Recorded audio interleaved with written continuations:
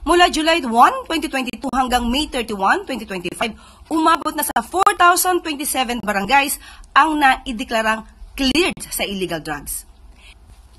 At maaari na po tayong tumanggap na inyong mga katanungan. Sigurado ka bang nakahanda ka na? Baka kagaya ka sa boss mo, nagyabang ng 5,500 na flood control, tapos nung chinek ng kalikasan, biglang binangga daw ng barko. Sige daw Ma'am Eden, pakitanong sa kanya ang mga katanungan namin.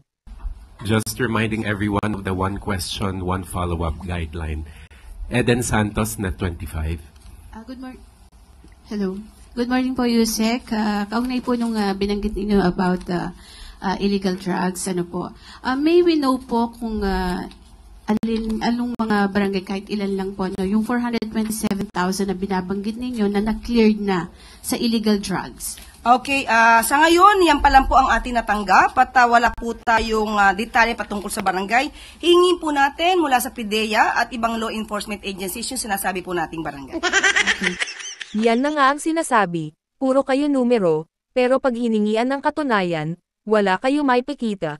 Mas kapani-paniwala pa kung sasabihin ng Administrasyong Marcos, na mas dumami na ulit ang barangay na infested ng droga.